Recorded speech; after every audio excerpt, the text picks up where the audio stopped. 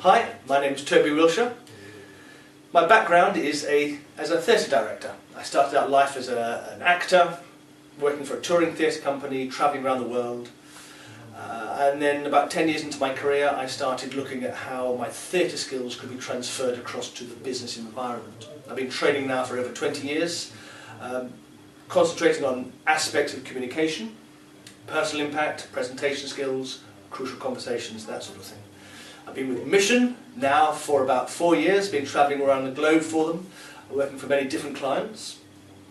And today I'm going to give you a quick top 5 tips for talking to an audience. Now this could be a presentation, yeah, but it could also be a phone call. It could be a conference, standing in front of 200 people. It could be a team talk, talking to a client, talking to a sales pitch. And the first thing I want to tell you, something we've learned over the last 3,000 years of theatre, is that no matter how you feel about standing in front of people, your audience always wants you to be brilliant. Your audience wants you to perform fantastically well. And if you can get to the mindset quite clearly that you want to be brilliant, it means that every time you talk to people in any environment, it should be imbued with a wonderful sense of optimism. i.e., it's going to go well. They want you to be good, you want to be good. Because we often find ourselves in business, in presentations, sort of talking to people with a slight sense of doom. I don't want to do this, I'm not sure of my material, I'm a bit nervous. We become a bit self-reflective and we look a bit inward looking. And there's a bit of a wet blanket around these occasions. When in fact we work with a sense of optimism. You want me to be good, I want to be good.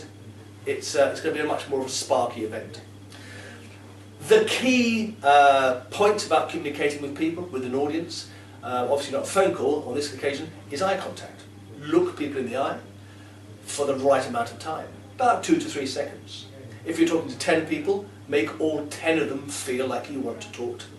If you're talking to 200, give the impression that you're looking at all of them by looking at the corners and the edges and the outsides and the middle. Obviously you can't look at all 200 people. It's very easy to think, I'll talk to the decision maker, I'll talk to the person who's smiling, I'll talk to the edges of the room, and you leave people out, and that has an emotional effect on them. For me, what makes a great speaker, whether it's Martin Luther King, David Attenborough, Barack Obama, Adolf Hitler, is the way they communicate their desire to communicate. They never communicate anything negative about how they feel about communicating. They only communicate the fact that I want to be here and I want to talk to you about what I'm going to talk about. And what is that desire? Well, it's very simply, it's about how hard are you willing to work. An audience picks up on your energy. And you have different energies, but it's that transference, that infection of energy that makes people listen to you. And the key energies are your physical energy and your mental energy. If you like, some people call that body language. But it's more than just body language. It's about a desire, it's about a gesture, stance, eye contact. It's about something sparky that tells people, I want to do this. And then there's your vocal energy. Your ability to hold an audience through the music of your voice, through the intensity of your voice. All the different tools that we use naturally when we're talking to people, when we're reading to children, when we're talking to people in the pub. You have to bring those to bear almost unconsciously, talking on a phone call, to a team, to a client, to a conference. You've got the tools already, you know how to communicate brilliantly. It's about turning on that little switch and performing and giving people what they want.